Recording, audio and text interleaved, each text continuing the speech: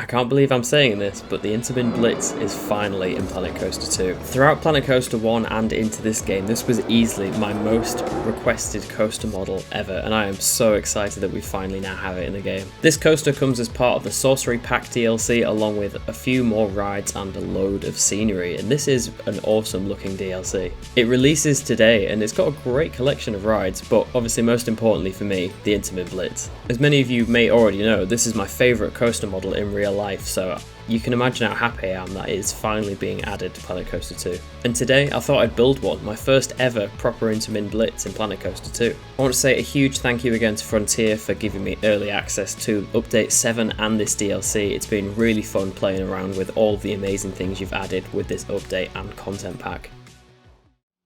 Right then, here is my first proper look at the Outamax LSM Raid Coaster. The Raid is a perfect name for the Blitz, I love that. And here it is. I think the trains from watching the trailer and looking here certainly look very nice.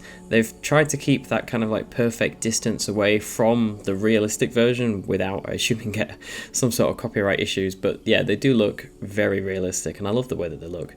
Just the whole way that the seat kind of chassis looks and the nose car of the train. The detailing about like how the footwell looks and the wheel assembly, it all looks pretty good. So yeah, I'm pretty happy with the way that all looks. Obviously we can customize that as much as we want with the attachable scenery that we can now do in Planet Coaster 2, which is cool. Let's have a look at some track pieces. We do have 3 different types of standard track. You have sort of the normal new gen Intamin track, which is nice to see there. The in-game supports look actually not too bad. The actual track connector piece is a little bit long, but I think that's because of the second type of track, the double spine, which is nice to see. I'm really glad that we get the option to interchange between these. Again, the track connector is a little bit long there, but it does look quite nice with the circular footers, and then we do just have the alternate track 2 there, which is just like the normal 2-rail track without the spine, which is good to see. Got drive tyres, normal launch and dual direction launch. There's quite a lot of pieces actually. LSM holding, magnetic brakes, still look quite nice, very realistic as well.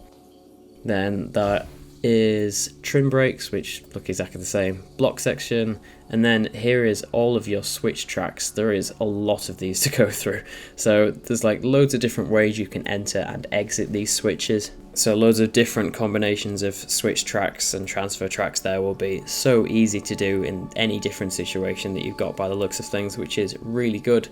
Loads of different options there, and then, oh, there's a second page too. Wow, yeah, there's a lot of different ways you can enter and exit. There's like a flat one there instead of the banked ones, which is cool. Yeah, loads of different ways. We've got turntables too, copied over from the Intamin Multi-Dimension Family Coaster, which is nice to see. No drop tracks, just all the turntables, which is it's good. I mean, this coaster type's never had a drop track in real life, so I can sort of understand that. But yeah, it would be cool to see if we get a drop track in the future. But I think the most important thing would be a lift hill. Really needs a lift hill piece, this coaster, because then you can make loads of other coasters like Condor and stuff. Yeah, that would just be really nice to have. And we also have 2 other coasters in this DLC. We have the bike and sidecar coaster. This is basically like the Islands of Adventure pack. We've got Velocicoaster and now we've got Hagrid's. This is an Intamin family coaster, obviously inspired by Hagrid's with the motorbike and sidecar there. That does look really good. And also we have a flat ride, which I think is one of the ones from Vina Prater, I think. Or it might be Groenland. No, I think it's Vina Prater. I think that's where this ride comes from. But yeah, it looks pretty cool. Swinging pendulum style ride. And then we also have a Vekoma family coaster, which the trains for these look amazing, so yeah, really happy with that. Kind of wish you could do the boomerang function with it. You can't, I don't think. It's just a lift hill, but yeah, it does look pretty nice. So yeah, pretty complete DLC. It's got quite a lot in it. Really happy with the selection of rides, much better than the last one.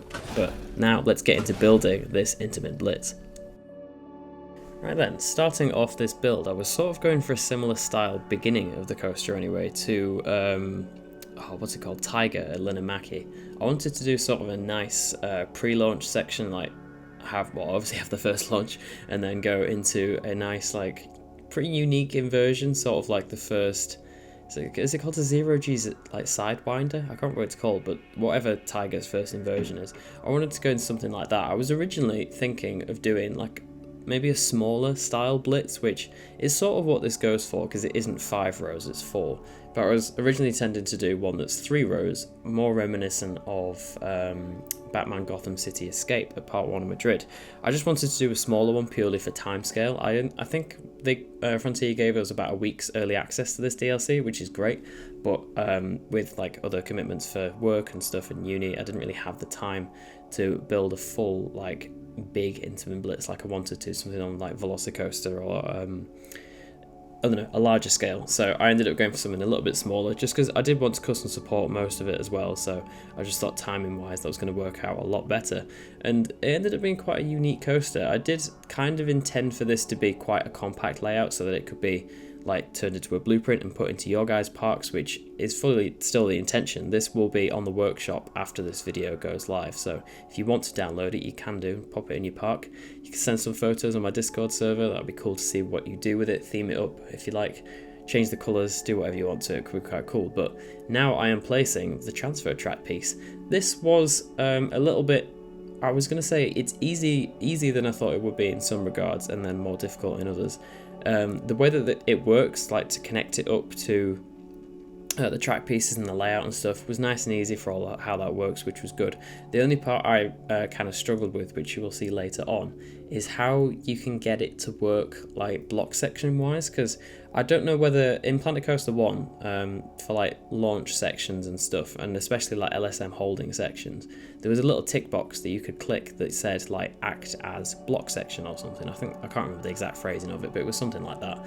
And basically the way that this switch track transfer track theme works in Planet Coaster 2 for this coaster model is that it doesn't treat that switch track and transfer track as like a block section, so you have to put block sections around it for there to be other trains to operate on this layout.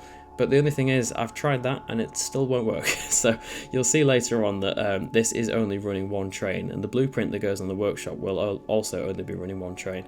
But yeah, sort of getting that to work was a little bit difficult, and obviously it still doesn't work. But as you can see, I've put in a top hat there. It's a bit of more unique shaping than most top hats. It sort of like rolls over to the side. It's sort of like the reverse version of the one on Gotham City Escape, because that one twists, I think it's 180 degrees, where this one isn't fully 180 degrees. It's like, yeah, sort of coming out at a different angle. It does go slightly beyond vertical with a holding trim at the top.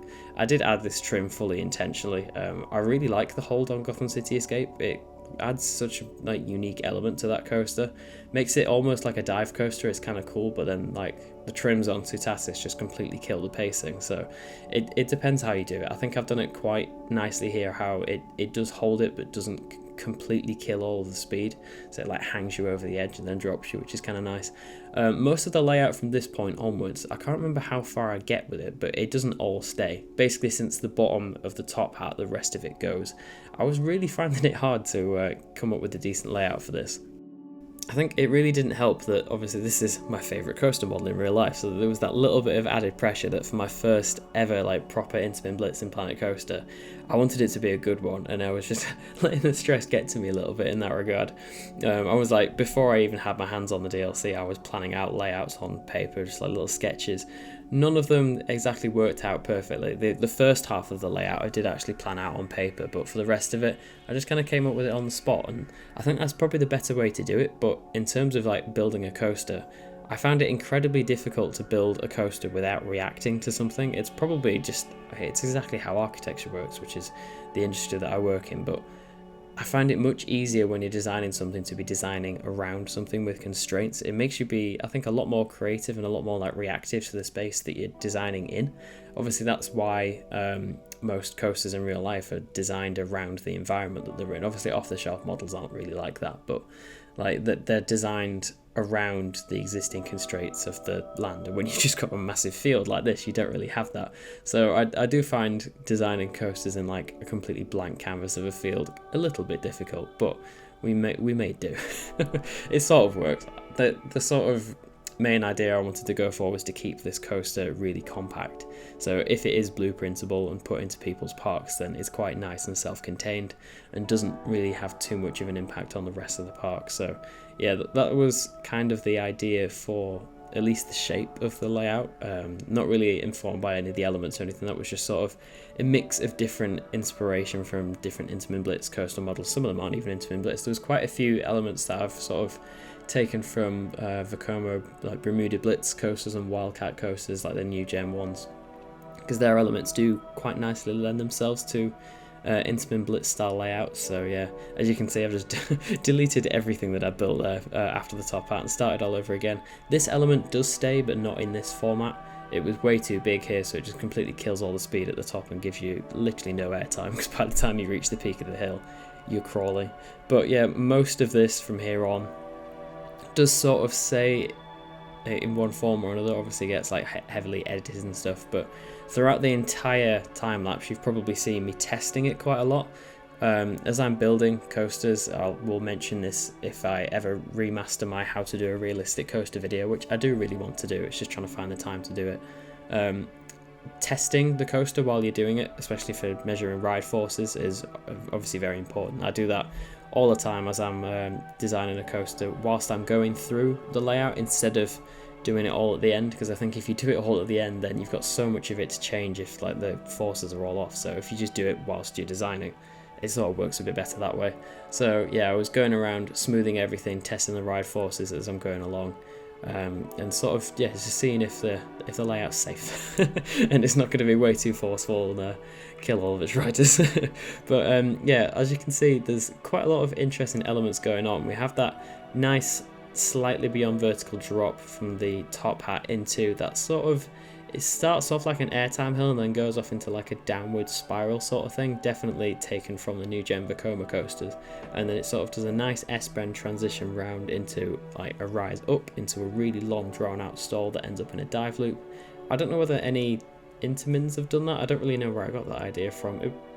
It could have been a new gen Vekoma actually, because I know Flash, whichever one at Six Flags, the one that had King Dakar, that one, that kind of has like that like launch dive loop sort of thing. So I suppose that probably came from there, and then it emerges out of this pit.